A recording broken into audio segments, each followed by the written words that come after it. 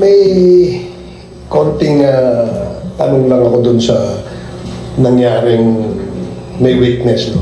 Pwede bang malaman, ilan ba yung witness dyan sa Lakyus?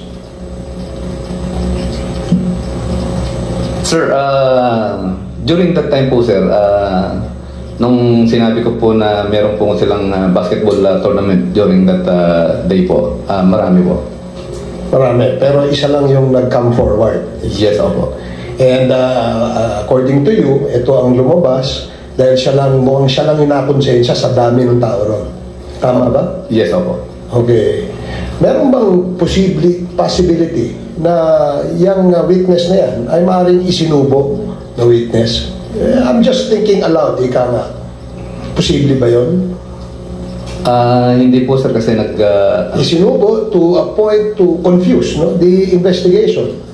There is a strong possibility na nangyayari yan. Anong tingin mo? Kasi unang-una, hindi siya tagal dyan sa lugar na yan. Pangalawa ay dayo siya. Pangatlo, sa dami ng taong nandoon, siya lang ang lumutang at nagpakita ng tapang. And according to you, siya ay nakonsensya. Hindi nga tapang dahil nakonsensya Di ba? So ngayon, hindi ba naglalaro sa isipan natin na possibly ito ay isang isinubong witness? Meaning, bigay ka ng testimonya mo, ma-confuse yung investigation, mawala doon sa tamang o sa totoong suspect doon sa nangyaring krimen. Is that a possibility? Ito naman po based on interview po, sir, hindi naman po. So yan ay hindi, kumbaga malayo sa katotohanan. Ngayon, sa inyong investigation, ano naman ang nakita niyong motibo? Sa sunod-sunod, hindi lang dyan sa Lakyus yan, di ba? Yes, opo. Okay, hindi lang sa Arayat yan, at doon pa sa ibang lugar. Ano kaya ang possible motive ng pagpatay sa mga barangay officials? Sa inyong investigation, anong lumalabas?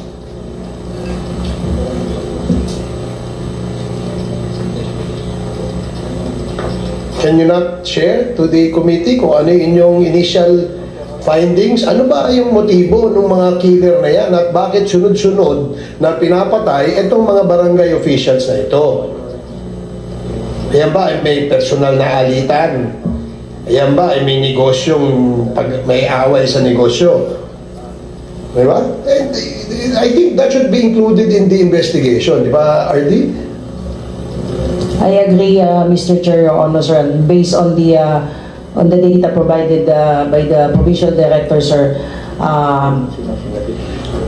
out of the 6 cases being heard today, sir, is arose from personal grudges, including the case of allegedly, including the case of Kap Lumbang, sir. And based on the data, sir, at least the background of the one of the suspects being named by the said witness is he is a member of Gun for Hire group operating in the province of at least the region of Region 3. But then again, sir, as I committed earlier, sir, I will personally look into this, sir, to find out whether or not this said witness was not coerced in any way to come up with a name to implicate in this case, sir. Yeah, okay, that's a good point, RD. No? In fact, kasi interesting to know, no? Dapat alam ng investigador yan. Automatic yun. That's a, kumbaga, SOP niya yun. Na unang-una yung siyempre na alam kung ano, may witness ba doon sa krimen. Diba? Meron bang nakakakilala doon sa suspect? Ano ba yung posibleng motibo? Dapat yun ang ano natin. Kung tatanungin natin siyempre yung pamilya ng biktima, maaaring they can share some ideas on what could be the possible motive in the commission of this crime. Ngayon, ilan niyang opisyal na namatay sa probinsya ng Pampanga? 7. Doon sa 7 namatay na yon, lahat ba yan personal grudge? Meron bang pattern kayong na-establish na bakit itong 7 ito ay puro barangay officials? Bakit itong 7 ito ay binaril sa harap ng ganyan? The same firearms ba? Ito ba ang suspect ba ay lahat galing sa isang gun for hire na group? RD? Sir, like I said earlier, Mr. Chair, Your Honor, sir, na 4 out of the 6 cases being heard today, sir, are allegedly arose from personal grudges, and 4 might be related to their work as public officials. But the evidence confiscated, at least recovered during the investigation, were already forwarded to forensic group to undergo forensic examination, particularly ballistics and cross matching, to find out whether these killings is somehow related to one another. And we could also, based on that cross matching report, sir, we could establish whether the suspect named and identified in these cases are came from one and the same group, sir. But as far as the data provided to me, sir, is only one case, particularly the case of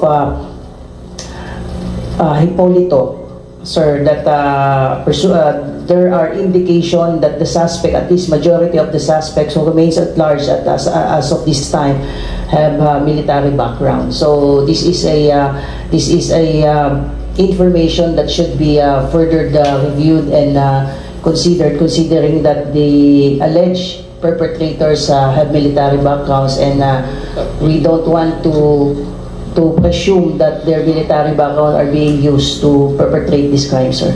Could a possible motive be political, RD, base sa inyong impormasyon? Sir, we cannot discount the possibility that these killings are all politically motivated. That is precisely the reason why I already directed the provincial director to dig deeper into these cases to find out that it's easy for them to say that personal grudges are the motives behind these killings, but we have to look into consideration whether these killings are all politically motivated, sir, because we really cannot discount this possibility, sir.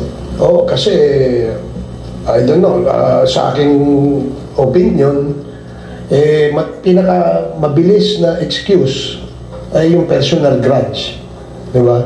Kasi napakadali nating sabihin, ay kasi may kaaway yan, personal grudge yan. But as you said, no, if you dig deeper, you'll be able to establish more possible motives. No? In this case, bakit ba opisyal ng barangay ito? They are politicians. So probably, there's a big possibility that this is politically motivated.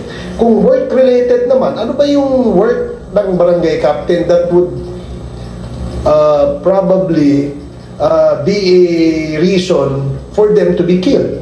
Ano ba naman ang trabaho ng barangay kapitan? Ang barangay kapitan ba ay pwedeng mangipit ng mga negosyante doon sa lugar?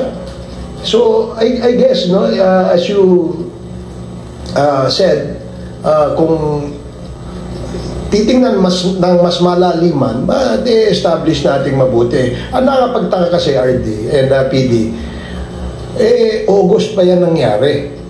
No? Hindi naman kayo magiging opisyal kung hindi kayo magagaling na investigador. Diba? I would probably understand a corporal or a PO, ano ba yung isa? PO3? O PO1 dahil yung experience na hindi pa malawak, no?